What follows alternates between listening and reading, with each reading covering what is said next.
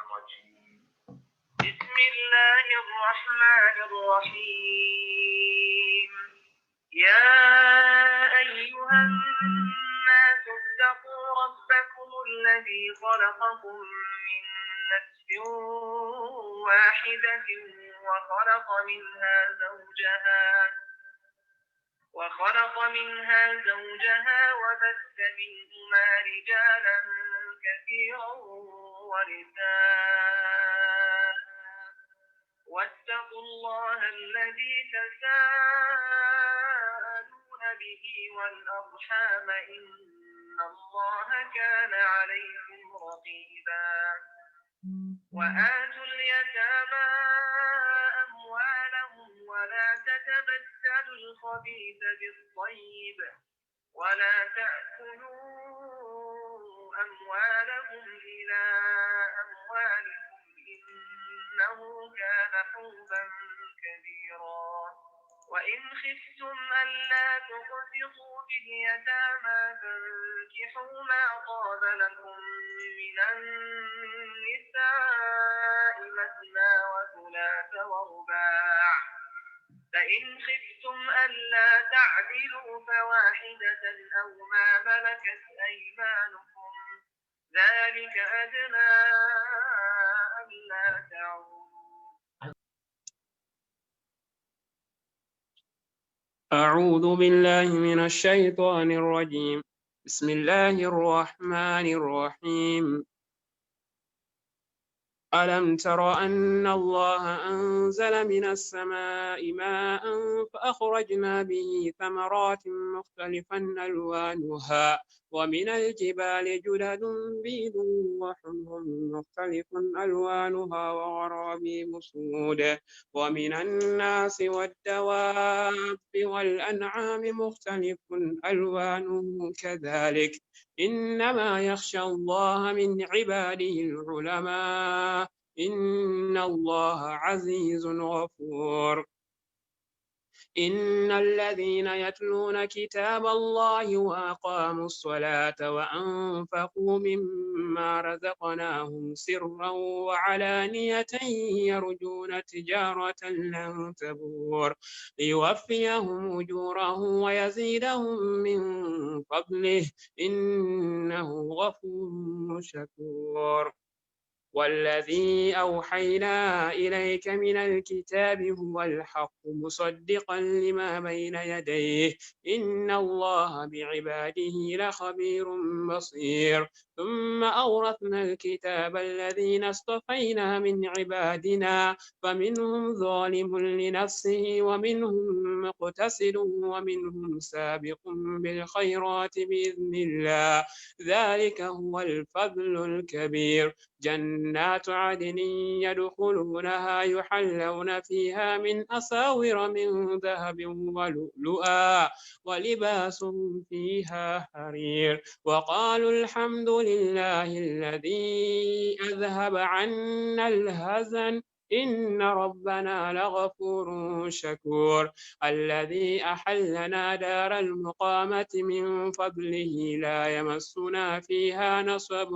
ولا يمسنا فيها لغوب. والذين كفروا لهم نار جهنم لا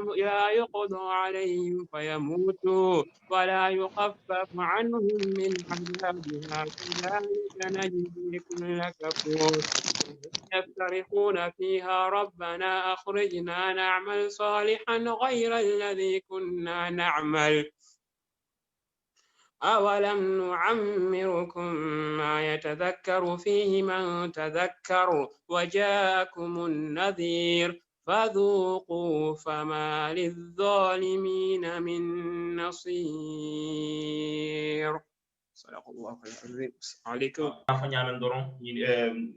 Mettons follow là atene diam la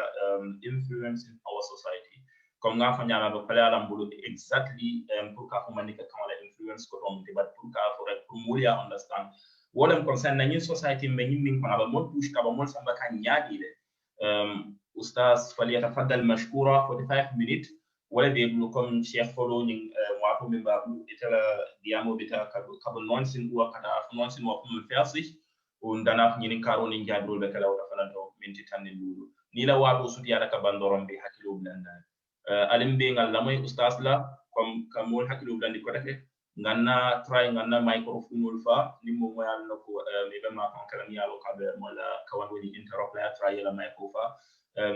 cheikh do fanande yan cheikh kebe be marhaban be kontana be bunyala be invite la ko dake kadum miton ñu folo dula tamantarji bare kabinen biamo dam ngade ka dunta ba fale ko wa alaykum salam an ngi bunya biamo to ustaz fali da fadal mashkura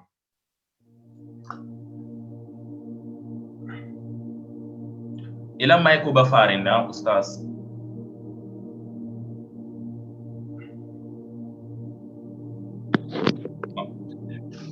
yo alkam moy say اوكي يو أعوذ بالله من الشيطان الرجيم بسم الله الرحمن الرحيم الحمد لله رب العالمين وصلى الله وبارك على عبده ورسوله ونبينا محمد وعلى آله أجمعين وبعد يا أيها الذين آمنوا اتقوا الله حق تقاته ولا تموتن إلا وأنتم مسلمون يا أيها الناس اتقوا ربكم الذي خلقكم من نفس واحدة وخلق منها زوجها وبث منهما رجالا كثيرا ونساء واتقوا الله الذي تساءلون به والأرحام إن الله كان عليكم رقيبا يا أيها الذين آمنوا اتقوا الله وقولوا قولا سديدا يصلح لكم أعمالكم ويغفر لكم ذنوبكم ومن يطع الله ورسوله فقد فاز فوزا عظيما أما بعد فإن أصدق الحديث كتاب الله تعالى وخير الهدى هدى محمد صلى الله عليه وسلم وشر الأمور محدثاتها وكل محدثة بدعة وكل بدعة دلالة وكل دلالة في النار على تندو كولا مسبا من سقلن كيو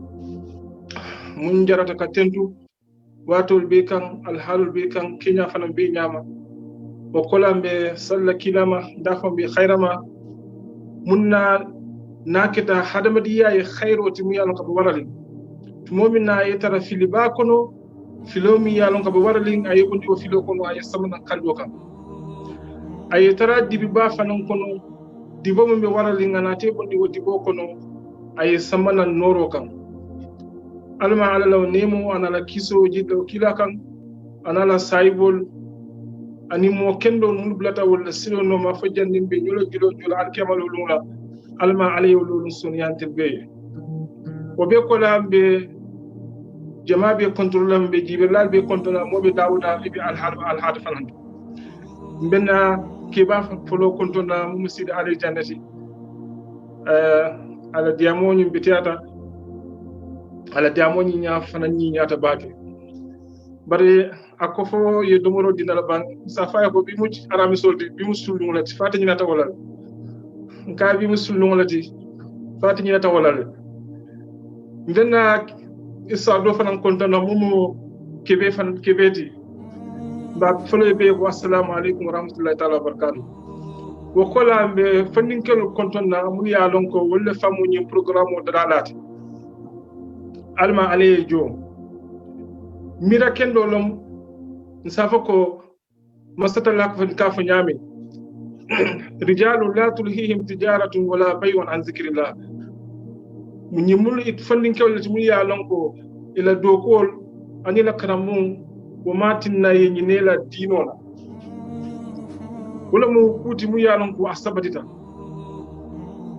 andu wala fana mu kuti nyaabe munna ka to ndekun dingo ye sinya jama e nyiro kembulu nyi programme sifalla bar coming bankola alhalo kenya wato muka soto bar bita ala yo lañini be ala tintula wakam mbeñum balo mun kono balolo mu ya lonko mo manyan na nyina lela dino so ko be alhalo mutu ma kam be siyaring fitno be siyaring fojjol jikala teta ya jako khayro o bunda kuntal ba fokla hani nyin dino atenin atimu dina tumu yalon ko abe tudal fojjani alkiyama lulungla woto tumomina abe tudla fojjani alkiyama lulungla woto anin khayro bunda anin kayro kata ha ko ala yin dino ta aya tankale ko abetula fa jannin alkiyama lolon kila la sunno fanan mu fendati bu ya lon ko amu tankalalti yin dino ye fa jannin alkiyama lolon woto ko bunda kilinta soronna muslimo nyaato fo bunda do siyele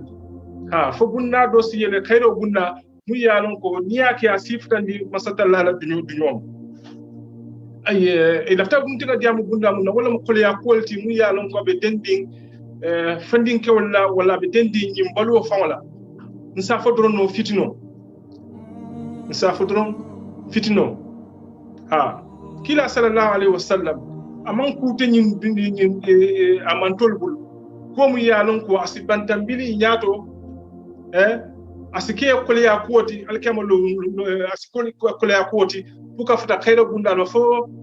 aya koyndi mal wato bi e ko han kuno mu yalon ko aka tisando kilay kibaro dinna ala kotole ay kuma fanye kunon nyin no kotole mun kati sando kila nyin beke nyin kamala abala fata amantolle kila bala fata amantolle nyin kamala amanto si fili wala nyin kamala amanto si halaki wala tinna ay nyin kondiro beke wala tinna ni burda kitabol to mum qur'anoti umuta kila sunnoto ibatara wal yekoyndir jamal ke nyim balola kenyala ani fitno la mu yalan ko abe bantam billa ni nyaato woto fitno niama fitno to wala mu koto borote e kamo exam fitno niama yudron al fitna wala mu kamo koto bo kala place o jibe ka exam di wala tinna masatalla ko alif lam mim ahasiba an-nasu an yutraku an yaqulu amanna wa hum la yuftanun wa laqad fatanna alladhina min qablihim falya'lamanna Allahu alladhina sadaqu wa la ya'lamanna al-kadhibin masatalla ko ako hadama diwle jikle bang mbetu la jele don ya fokon tel mul liman ya molet alkam moy la ngamira yo ako masatalla ko ako hadama lusinyi yeyin jikle bang ka fako iba fala don liman yatale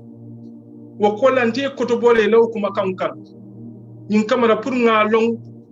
jumalbe tonya fokan wodlo la do al liman yakan wala jumalbe fan ya fokan fo ala si koto boro kedron wato bela niya jibe koto boro fanan ka wara nyotile na balu nanyim balu kon niya jibe hadama din isutiyata ala la nyami ila koto boro fanan ka wara wala nyama niya jibe nabiyo mola nin kilare amul wala koto boro wala warata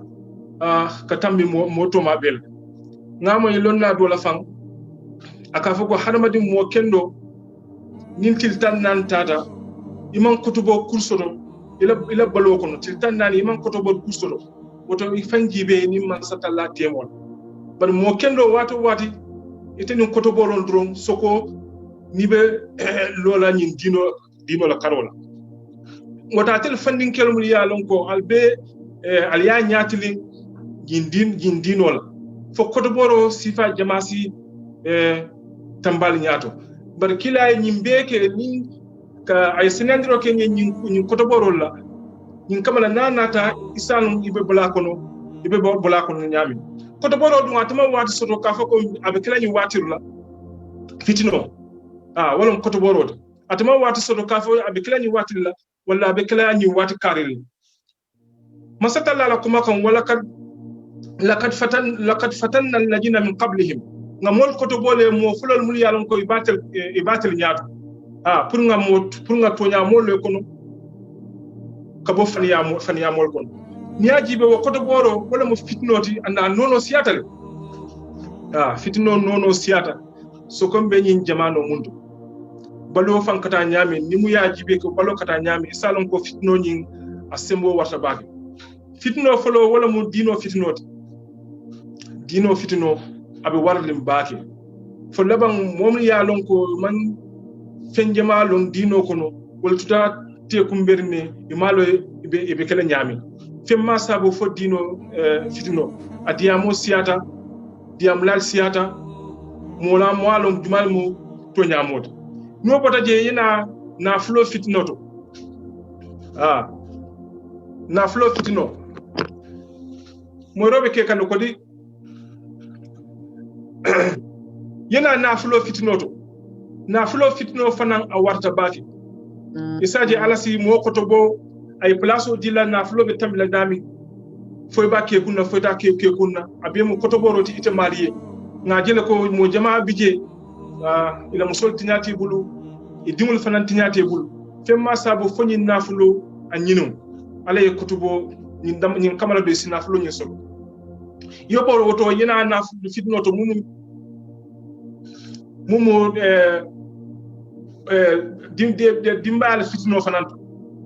dimbal fitno fanan be warale wo ko layna musol la fitno to muso fanan na fitno asiyata bake kombe ngalo nyami yelo folo mum bonta nyin dino kono asunta munna wala mo fitnoti qabila ni habila bani israila fanan fitna folo mum kitaje ngalonni akita mu jumalati wala mo asunta musolila woto muso fanan na fitno nyin awarta bake ni o badaje yina fitno to kuma kawolto anim mazahibol mazahibol fanan siyata e warata fana woto wo fitno fanan yalon ko asiyata bake kila sallallahu alaihi wasallam ikaye kibaro kele min ashratu saa wala mu laki dunya ban la taman sero nyimbo ko no fitno wara mal la funto fitno be siala mu yalon ka be funtila wo fitno du na funda jama aka tonyani bataro aka walla jakas aka tonyani bataro aka walla jakas so wo kono ibaji la ko liman ya mol sonnomo aka mamande nitra liman ya mam bambang isaji asila liman ya asamaman wo fitno dun na fundo aka fundla abe kabab bila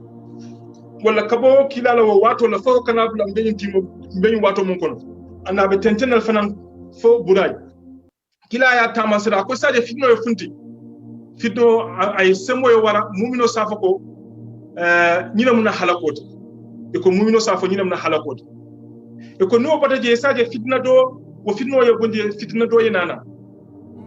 na yo fanan je safa ko nyiwo ka nyi fitno wo tentula wo sibo je fitna do fanan yenana kila ko ate bolen murake fitnol betrala nyono mal ni fen nata mumino samina nyina mal halakoti way boje do fanayna ko kila fo nyame sadiqul masbuq sallallahu alaihi wasallam anata hadisoto imam muslim wala sila ya muta abi hurairah alma ala dunya lama ako kila ko sallallahu alaihi wasallam ako badiru bil amal ali duru koto baro kendol la badiru bil amal salihah ali duru koto baro kendol la katu fenna kana ko fitanun ka qita'il layli al muslim ako katu fitno la kana mu yalon ko aboko lo suto dibobe nyami fitno kana mu yalon ko aboko lo suto dibobe nyami ako saje ko mo ya wuli somandala amum liman ya mot janiba fal wuraro dron ay kafiriya kuma kan to abe mun fala wala baro to abe mun kila wala ba kila kafirot wala ay wuli wuraro la amum liman ya mot janiba fala somanda dron ay kafiriya kuma kan to abe mun fala aske jari woto kila ko sallallahu alaihi wasallam nandur ko to barakindolla janni wo wato be sila isaje ni nay barakendo wo simma ko no pour nga funti wo baro kon pour nga funti wo baro nyun kon nyaaji ben na al halo be nyin tembo mun to say ka kila la wo kuma kan ka tonya yandi mo jelle mu ya lon ko ayala dunya wa fi sondinna mo jelle mu beni wato mun to ayala dunya wa fi sondinna sama mi yalon ko ata jarala fenna ñu dunya kon place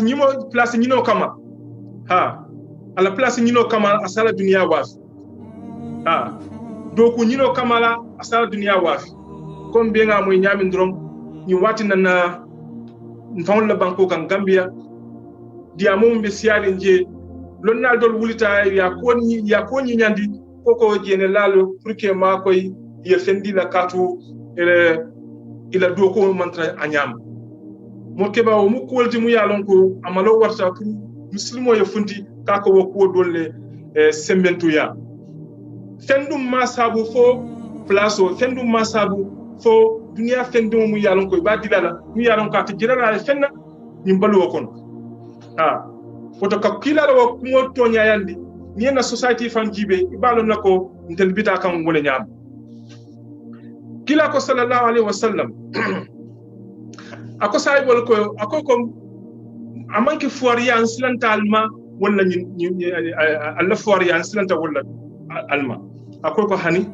amanke fuariya ansilanta namantol ma wala balan silanta munna wala dunya yeleye ye ñoo saban wo duniya kan comme mo folol ya ñoo saban duniya kan ñami yana halaki atil fana yana halaki ko halakata ñami oto ñindula mo halkul tubalati mbadi muslimol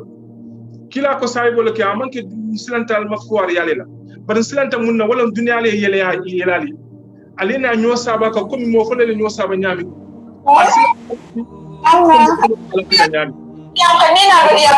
nimbe kuleti mu yalon ko sin hakilo tube bake fitnol lo mu yalon ko ibina kan ate bayla mu mek dol fambe silo kan mu yalon ko mafuta kila ye ya mar ngin na pour nga hakilo to ako nin kamala nin afuta da ko no si bono anya ko no nyami anata hadiso fanan do to kotake imam bukhari wala yo hadiso ni fila amata ummu salamatu lama kila la muslim mu nyodo iko kila sallallahu alaihi wasallam sudo do sorta ika abanatale hawjato wulita ako subhanallah sinyafla ako alay mune jindi bi beñi wato munto mu yalon ko banko kono fengol lam khazainul ako malam alay mune jindi ako malam alay mune tanan jindi fitno kon malam mune alay mune jindi fana fitno kon ako malam jumala be kidala munol kunina nyim beñi wato munto nyin kamale sila yes salwa nyin kama waside ma nyi fitno la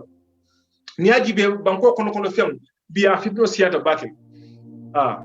nyin tulol mun ka funtite funta bankol munto ni ajibe sayum a fitno wata be nyo sabaka nyin tulol la nyi jamal sanol nyi bankol kan abe daminto fitno bi je mu yalon ka warta wo mu wata kulati mu yalon ko kila ya kibar wati janna janni wato kana woto mbadi muslimol fitno felenten ay nyo sabankan andu hakil tuwalum pour mobe isi hakilo tuwato jenni a wato kana comme kila ya akibari nyame ni bo dawta ina fitno do to mu yalon ko fana warta bake wala mu muslimol dam malla nyo sabot muslimol dam malla nyo waliyol man nyo moy ko kon fa ayatina jawol sai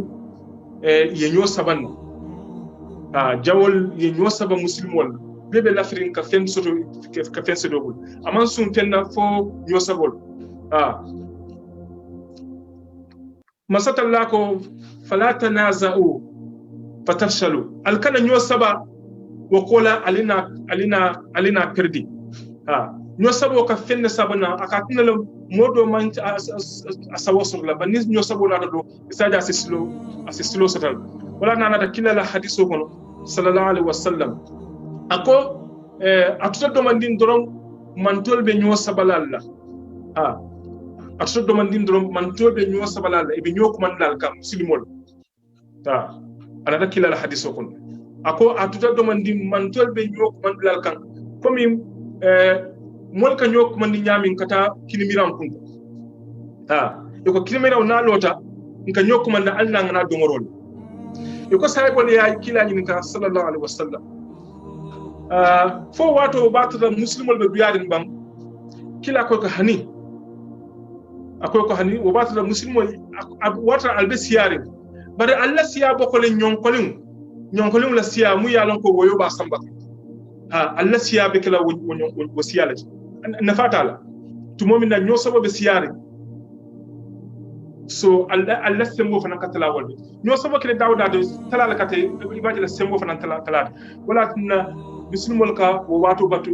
jawol ka wo wato batu muslimol wala tinna fane dun tan kono ye mol soton kono mul yalon ko ebe fiddo bulin dan damal tema ño sabote saje te sisilo solo ko abe keri nyami yeta banku jamaato be ñinte mon to maliji be ba marila ya fuda mi ila banku fejjima la bije mu yalon ko say european wol be ño sabakan wala kabrin kilayo fa ko albesi watu batara albesiyari bar Allah siyati nafasu da bokol ñon kolum yalon ko woyo ka samba akoy bajila Allah silan mumbe jawol sondo mo kon ala bo bon lajiyel mbinga lon ne ko nunto muslimol mun ye dunya mara jawol siyal islata wala bakel bar bimbe min tembo munto wo silaw ñi muslimol jawol e mun soto muslimol la ala yo bondi jawol sondo mo kon iman silam muslimol la kotek anata mun ke kotake ako awatra be lamfala dundila muslimol sondo mo kon ibaji la muslimol ibe lamfala ya kila dina ka won munomol lamfoti ako ibe lafla dunya la andum ibe saya kon na baka hubbul mauti wa karahiyatul hubbul dunya wa karahiyatul maut ibe lafla dunya la andum ibe saya fanan kon wa fitno fana mu yalon ko abe siala kotake wala mu ñofa be siala baat kila ko sallallahu alaihi wasallam akonte kila niebe masomungulu ako dunia te banna fo mosi ñofa ye ni ani ka muna ya fa talo no muna na ay faro ye mum fanam fa ni ani ka ñe fa mun la ata lon ni society jibe asiata baat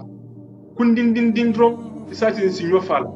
saya be siari bimbe min tembo mun toten kasise fa wala ko leata dina hadama dum fa akita kuti bi yalon ka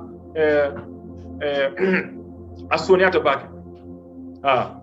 andum kila yo fakko lonna la fa sa ko lonna la yafo iko kudan tan bije hadama dum ni itankata wala iko chas baale be bulu lakra folo wala mun ti wala mu flankafo flankafo ni o mantre la ko kon iman yelo bon alon ko ite mari chance bale bebulu yani lakira kon mina fata da fiddo munna wala mu fidnoti mu yalon ko san a warta bati wala mu nyinti ko ni laptop mu bembulu mobile mu bembulu ikaje moy sidron sinya kilindro ay dumoro ko kuno fa drum ay dungo sabo kon ay kumo ki fonyo kon mbadi muslimo amasibo warta babakel anda mbenti mo munto afinno warta babakel kila sallallahu alaihi wasallam ko ashrafa ala atummi min atami madina ikani le selta bira konkondinka madina e bantal ani saibol ikako saibol ko munaliya jilan aliya finne jiban nyaay munje ba ikako kila hani nyaay munje man fenje akoy ko wallahi nafinnoje abe jolon kan Allah bun kan ko sama ka jolon Allah bun kan nyami ako saibol ko nyaabe fitno la abe jolon na Allah bun ko sama ka jolon Allah bun ko nyami mbeñin tilom tembo mun to fitna buntije mun tankata wo fitno ma mbeñin tembo mun molsi hakilo to wo fitno butu baake laptop olon television olomba wala mobile olomba jawal ma dinna fenkama nyin kamala kankelo dron folo sila wato taje family ya ko mum yalon kon da malba kelna mom kanala mom ni fitala bun kono be na la mobile o kata yalon ko family nal nyomuta nal dunda nyokuna alenyu alka communication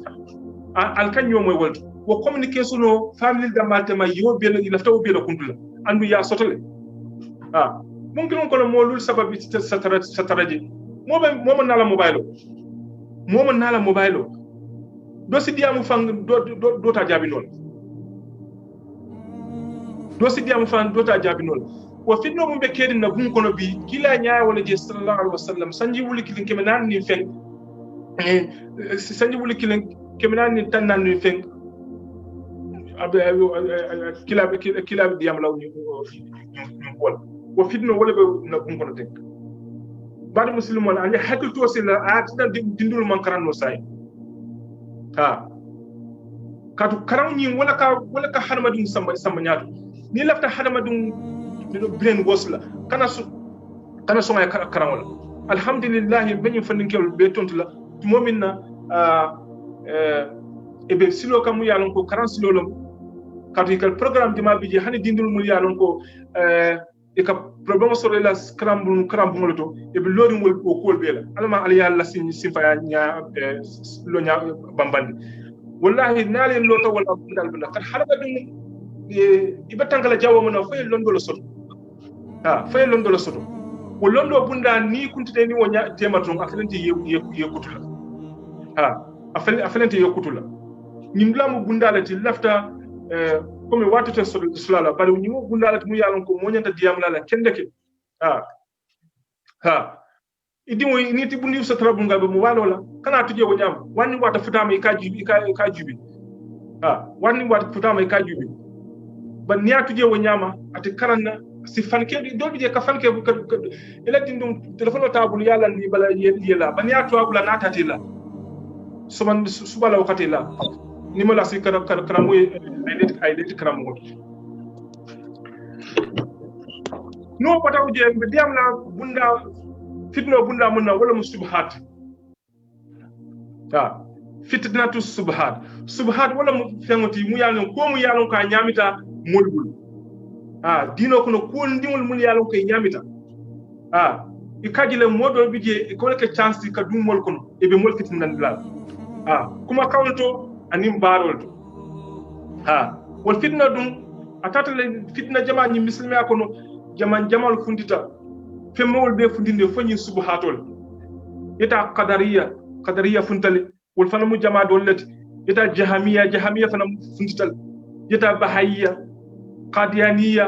shi'a yilbe mu jama wallati mu yalon ko be bismiya kono bare ni mele dino faham isaluna jumalan jumat anda be man sunkenda fo fitnatu subhat woni jama dum kila mo yamaralal amanke bit kila ko ni muslime man tol ibe talan nale fasinya tan woro wala nin saba sinya tan woro wala anin saba ni muslime ibe talan na wala nyam akon ni tan woro wala nin sabo be bita dimba ko non fo kilin ni tan woro wala nin sabo fula wol be bita dimba ko non kilin wala mo kana moto wala bita arjen ya kila nyinin ka wala mo jumaatu wa kilum wala jumaati kila ko ko ndibe mun kan na saybo beñi tembo mun ma ana alayhi ma ashabin tin na saybo be mun ka wala mo tankalat wa finna subhati e ko modo bije abonna iraq umar la jamal wala ati fanan specialista wo ni subhatu la don pour que mo fitnali e ko kabla pata iraq anatam madina wato ibnu abbas bije ibnu umar fanam bije umar fam bije saybol bije mu yalon ko saybe kendol lonnali be woy bije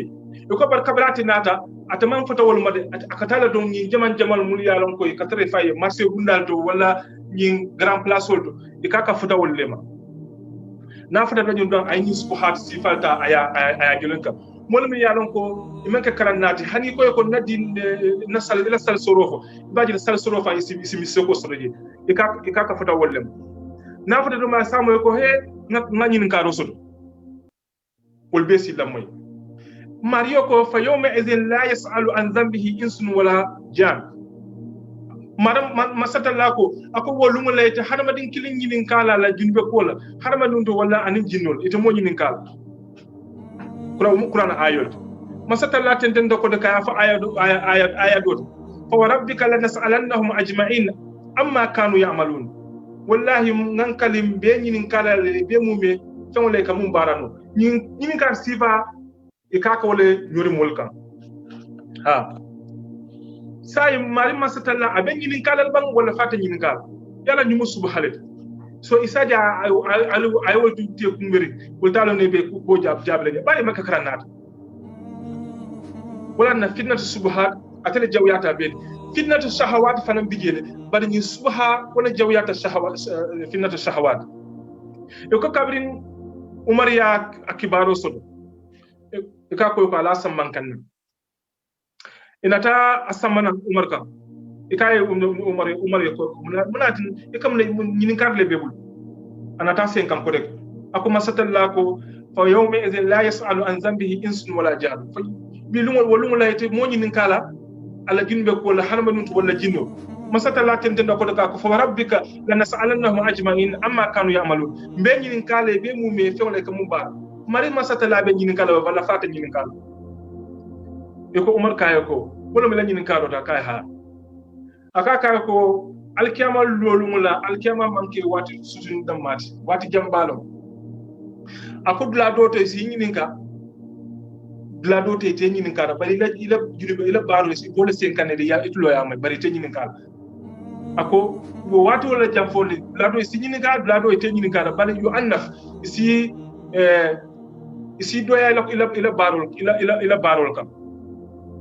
ko umar ya nyininka wala ko daga aka ko ila nyininka ro fa nyininka fo fem ba ko na be funtini mo ya jab umar na ta fa ko aka unan ne man nan ta kan saibol bijelo lonnal munan ibn abbas ne fekata ni marse ko kate finan ni kate nyininka ni kuma sifat e ko umar ko mole ko saibol ka ala ta'sir wala mun nyintu ko kiti manna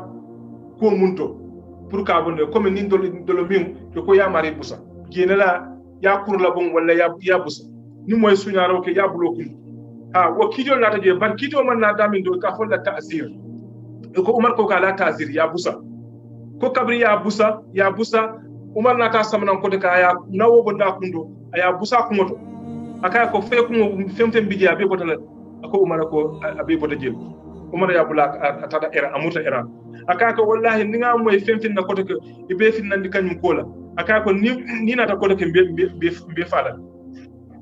aka ko koto ke be fala e ko kew bol nyama fo umar sahibol umar botaje umar tamu botaje usman nata fo alu nata khawarijol nata futino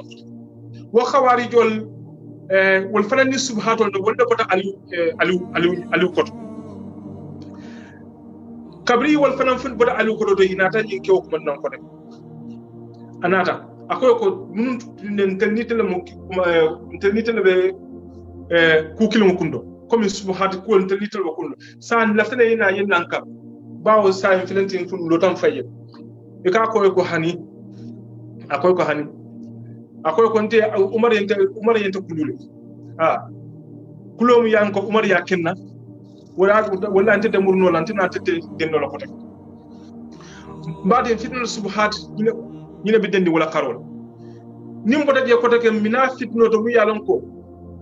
kila sallallahu alaihi wasallam aya dantele ako kabo mbemba adama la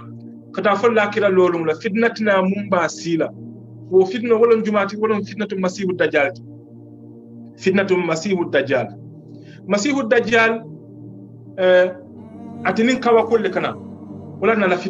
fitno jawata ala fitno dangerosta kato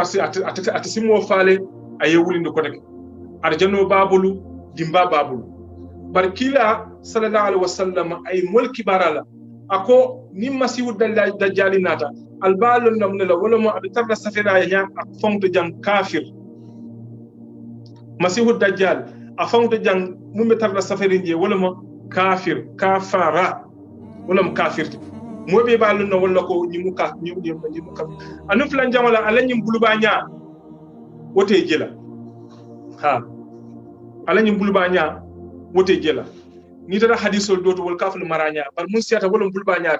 bari maranya fanan dolma bay baake bawo ko fane dan juro so flan jam fanan e ko abe tiltannani abolo tamna dunya ko masihu dajjal abe futala dunya kan ko nano beto namanke makkandi madinati malaikol boto tankala ate futano laji bare wodan da wala ka sifida abe futala je mumino be fundula kan alamul ba mutala ni ya mutaya samana masihu dajjal kan asafo mole ko kila kam woli ya mari masihu dajjal munna wala felantin jang alal hakilo to ñina masihu dajjal safo moli ko nare ya jere ni ngani dindu ngo fa multa nga balundi ko take albe sonna na ala yalal ba safa ha as dindu ñim fa dindu ina wuli ko take bari ba dindu silal lalli bani as bamban ko take bawo ila sallallahu alaihi wasallam ay sinendro ke masihu dajjal lane ñin kamla na fatata ma isa lo jumalo e ko masihu asafa ko wallahi ngelo ne telo masihu dajjal mul bayabal masihu dajjal sin lafda la fi ko ke pour ka fa wala ata fanol wa masihu dajjal kila yala fitno tala wata baki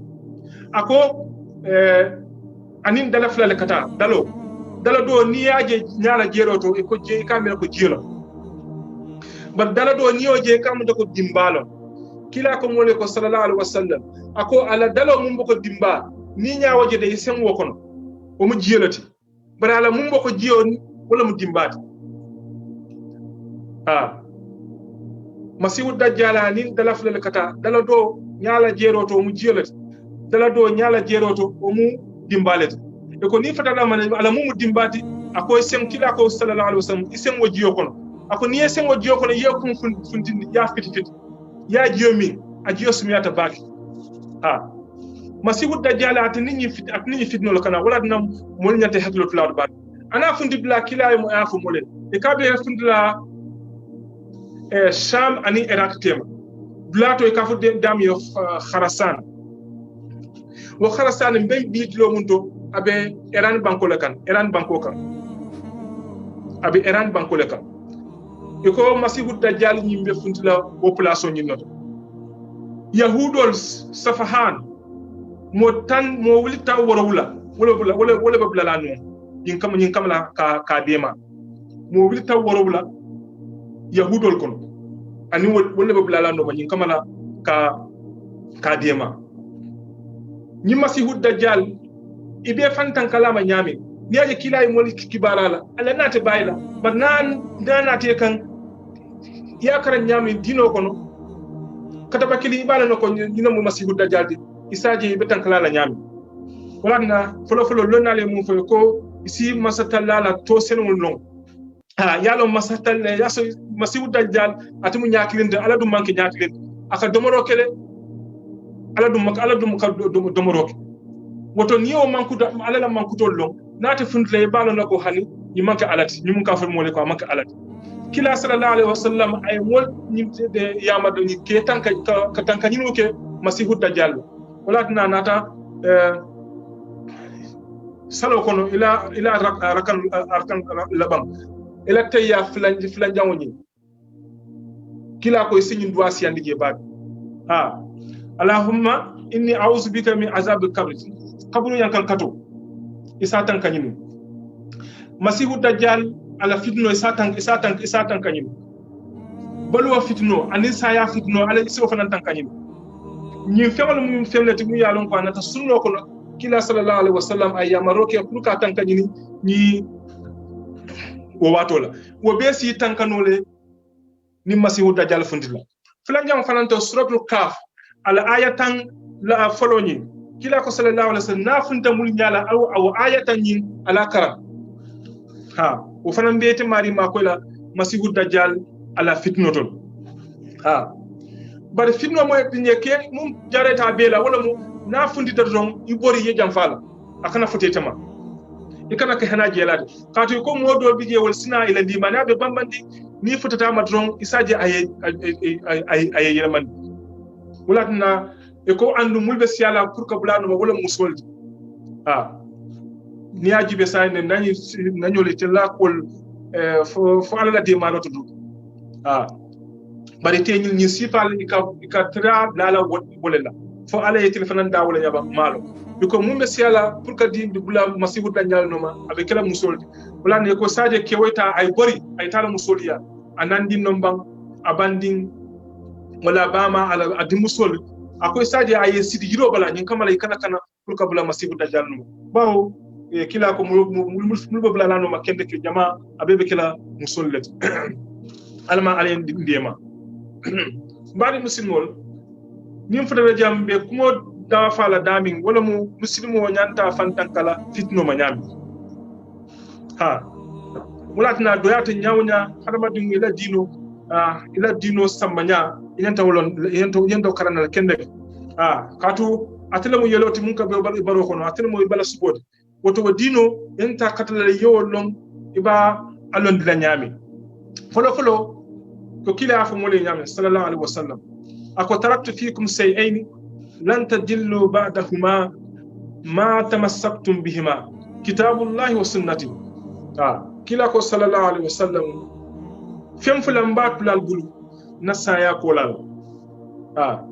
altafilla mumeke tumomi no bal bulo kon nale muta banaw wala jumati qur'ano anin kila la sunnu sallallahu alaihi wasallam alwalita ko kuto alamurundi kitabo kan anin sunno nimu yenyi lombake ibajila ikatanka fitna jamalama katu yama kitay kilay pendi jamala ke fitno la mulyalon ko isiyata tumamin ne yek sunno lombake ika fitno lonne andi kaje ike fantan ko no amal sallallahu alaihi wasallam amuta ko daga ko sunno fam kila la sunno sallallahu alaihi wasallam ako saibo le nyami ya ko nyim mantobe be talan nal fasinya tawwar wala ni saba وتاور ولا نسبة تاور ولا نفلو بيبي تا فيدلالي فكلين دما يكو سايبول كي سايبول كايكو كيلا ولا جمعة داكو نتبه مونكا نينا سايبول ولا مسلمون ata kila tendende ako momum balutal kono momun sima yata atil saibol kono abi wali jamala jelade wonanda kila la hadiso kono momum balutal al kono wallahi abi wali jamala jela nyim balu kono ako bari niwo wato sita don alina sunno muta nte alina kula fa'u rasidinol al mahdiyina ye jamarroke munna alamuta bamba aliyamuta al tankala na efe muta ka bambande saibol lahkol alamuta al tankala ay bamban akana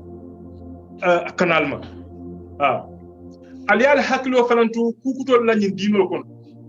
aliyal hakilo kukutol lañi dinol kon ako kukuta ake samba filolo kan filo ke samba dimbala kan almali mbi tanka o dimbala sabanjang wala mo muslime jama yetare fe o fana mu tankaramolti ni fitno nada muslime jama yetare fe soko ila nyaton ko muslime jama la nyaton ko yetare fe wato bela mo kana tare fe ifaye wato bela mambitiya dawo da kaf sate o sate wala banko ni misilmol bije almamo bebul yetare fe hana tara la ko ila ko man diye nyawnya bare ifam forcé yetare fe o fana mu nyetan ko to lati fitno la tank fitno ka tanka fitno no bata je ko take ni misilme jamaati je woto sayi ko fankum lo wala na tafone ko watibina sila hadamadum ay tara ala beyal noma wulo kono abala dino balundila wala be fisalaye katara jama kon katu wala be tankala ila dino soko niaji be nyin tembo mun soko wato mu yalon ko abina alal yalon mun be nyaato almale be bantabe woto kumo labam be bunda sorona munna wala nyitiko ni muslima jamaati je imamo tebulu woto fam durkoto yela sunno muta yela dino muta fo janni sayabine muta ko hanatra be yiro dolo tala ya mute nyimola ya mutay mu nyimola e bamba yela dino muta je fo janni sayabe tarraji wala mo kuti mumbe tankala fitnoma nim fotata jang mba falako subhanaka allahumma bihamdika ashhadu an la ilaha illa allah wa astaghfiruka wa atubu ilayk fem fotata jang nani sawabo tata mo ala famal manta bengolti par nin kuma fotata jang mu yalon ko anin wot banta o mun tel fawla hakilo nasoti anin londol duya almaale mbeso manta beng assalamu alaikum wa rahmatullahi ta'ala wa barakatuh وعليكم السلام ورحمة الله وبركاته. الحمد لله. جيكنا كو مولين بمويلة له. أنو موي على من تلا مول بارنا ديكا ولا ما يعتبر. وكمان أستاذي مول فجأمني علوكو أنا فاوت بباكم بدلين ناني ساين جماعة ولا موبايلولو anin mon mi yalon ke kamol filindi ani mon mi yalon ke ifamulun tanyo yalla dino la watani man tare na dino ma ta ba ke funding tawlu nan hakilu do sifa to na try na karam ka tum malla fi fili ba karanda lamoy ustadi wala tanga nyirin karo so san ustaz mi da nyirin karo ni jadiro do jam ta masihu dajjal la bola karo min so da jam wati juma da masihu dajjal aga funtila mantul kam anin fo kila la nyim mantul la bon tol mil be dunya baro dunya kam fontol be masihu dajjal jela do yo ko nyirin karo betiada masihu dajjal lo dal ya fu nyamin imam wati fo wati juma la funtila imam wati fo wati juma la funtila bari ya lonne ko kila ya fo abe funtila wala abe funtila ha bar bitum fo mobe ba jela fo moyta jela abe funtila mul nyala wal ba jelal bari nama fundi nyala etata jela bar wati juma la funtila momolo bari abe funtila na fundi fanan abe kala finolati anabe funtila dama ma famunna kila wo satal e kabe fundla sham anin iraq tema abe fundla dulato e ka fudami kharasan wodla nyin mbeyin temo munto e kabe iran bankole kan e ko yahudol mo tawwaro wala walla be bulala noma yahudu safhan walla be bulala noma mo tawwaro wala walla be kala ade malade bare atla fitno anin kawa ko mun kana so ni la ni maryam bambang ima karang ko kila ya barokel nyami na watu na funte kandon ibula la normal masha Allah ko ko ita ni ambe mimuru ya traye ni karo ka tariya ustaz saja ni karo militi tan sabada manaso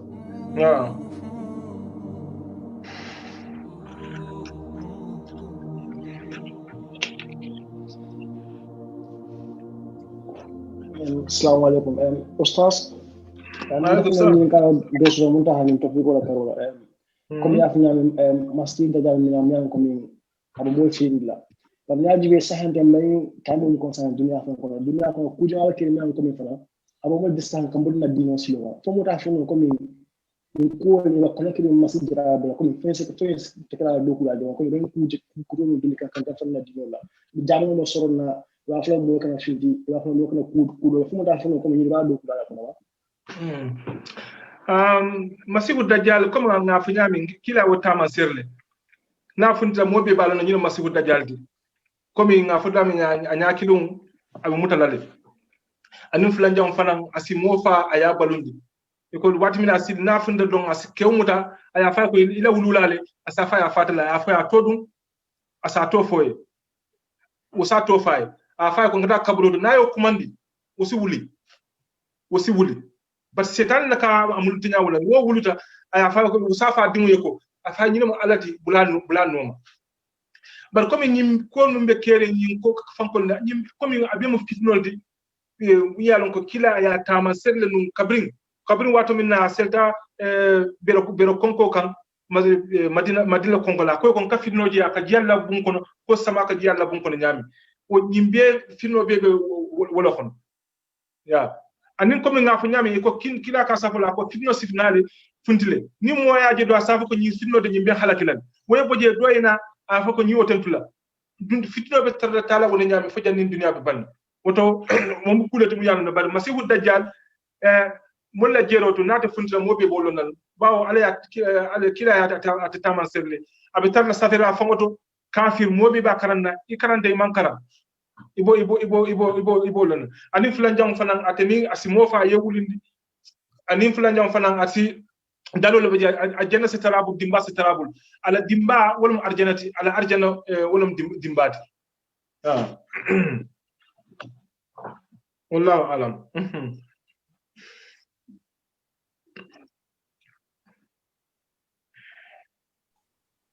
ok ni ñinin karote mobulu oto ustaz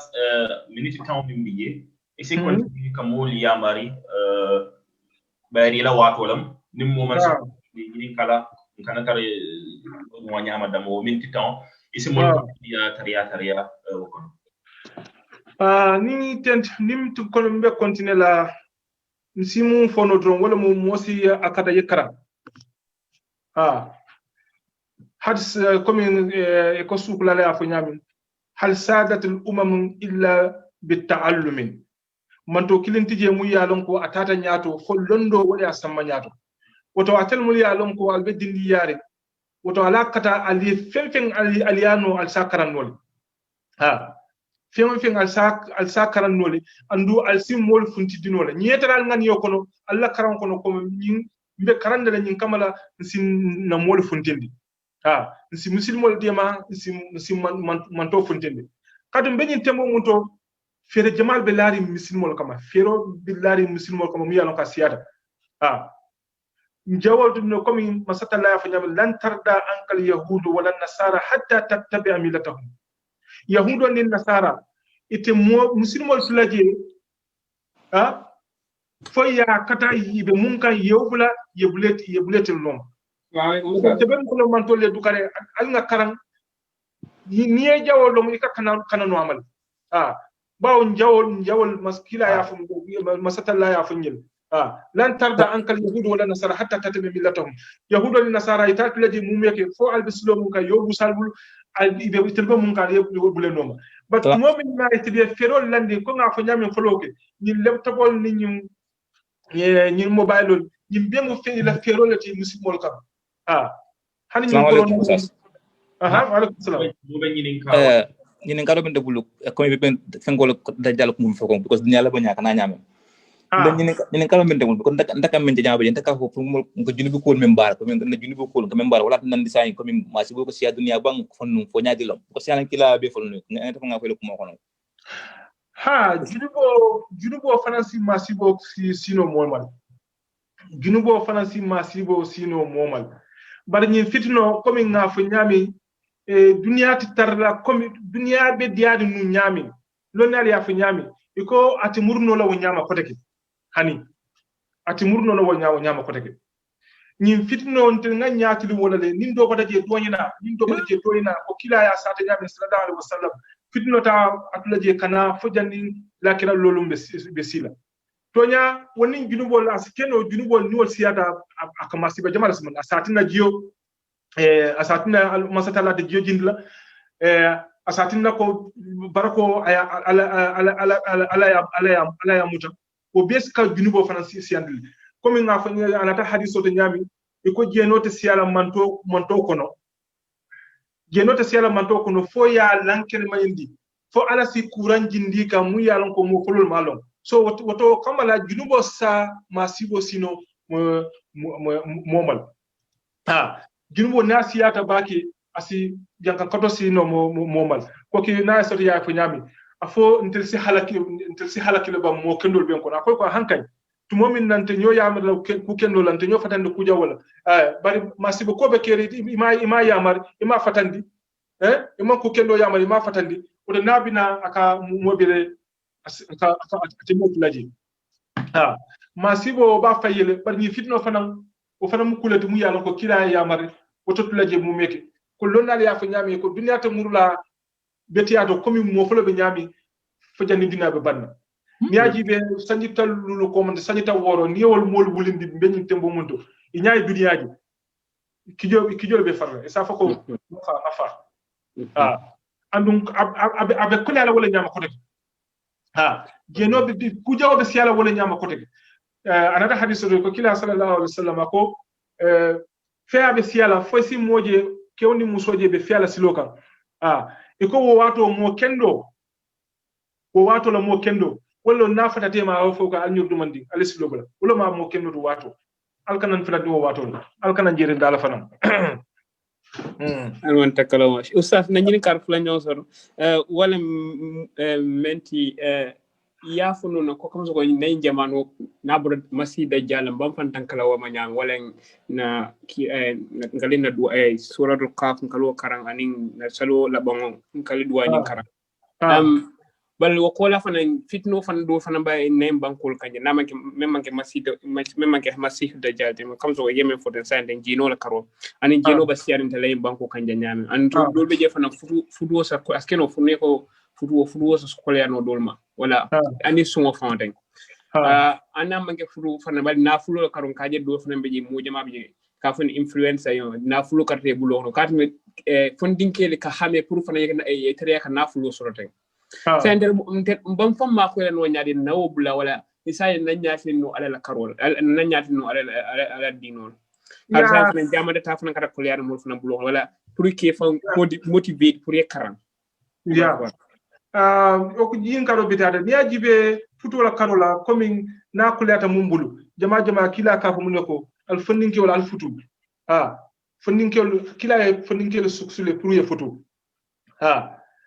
futu na fulo ni asoto isi futu keno isi muso marano akoy futu akoba nite o keno la akoy sum katu sum fananka halama dimula nidia aka talale bar na fulo nyima muy ka faten na fulo nyanda kanyini na fulo nyin anyanda kanyini bar nyininya senula ne na fulo nyininya senula wo mukuletu yalon ka datan kadu dimba be bulu be balun dulan o fam ol be ala batudo kata kana fulo nyini an kele dimba balundi o be mu kuletu yalon ko e dino yamaro ke wala na fulo nyanta kanyini bar nyininya la fanan bala anum fulan jam fanan nyaaji be lonna jama diam dawla nga may mu yalon ko at wote keno la toñade hanamadu yibe dawoda masatallahi ay kabra salawatu lulo jinde ay watu le kena toñabe dami ni salawatu sita ko yasal bar komi lanjulo kamala ko yasal watu lulo yol be kabli komi ayetala do kudla ite da sogone yol kanam be kaf nyoma yake watu kilmon dino man songala lanjul ba katam wala bawtinna lanjul ba katam wala bawtinna ban wonten salawatu nasida anyanda kike awatol absete la bulu be do ko la dami ni la nyaton ko albe nyom wala nyami yes ni salawatu sida yaki jama bije ka lanjulo su ka problème so ndel fa nta nyaawo jël e muka sonna diamula ban ni nata ni do nata o do ko dulato na ayo ko complain ya tibula atafani na lafika pour ko oke e kaje ko kake problem balet jama ka miral do ni nga fayta ito sonna ban ni afo ala la de maroto ila dinolo mala la mosi ibadu wol ni wol be mu kulati mu yalon ko do ko nyanta kele bado salwato fanan an ni fata ala te nyin kala ila do ko salwato ala be nyin kala wol mbengo wolande ala to mo nyin kala do ko bari la salwato abe nyin kala ila nyin kala wol woto fen anin dolo ka do ko dawda kila mol fatan dalal do ko dolo manyina do ko lami harma dum muslimo manyina fata kaw do ko fanan woto dino mo fennati mu yalon ko abe koyrinde so atrete bule la faham nya pour yebla nyum almali matabe bari naflo wonyanta kanyini londo wonyanta kanyini bari amanyen ne bari la dino fanan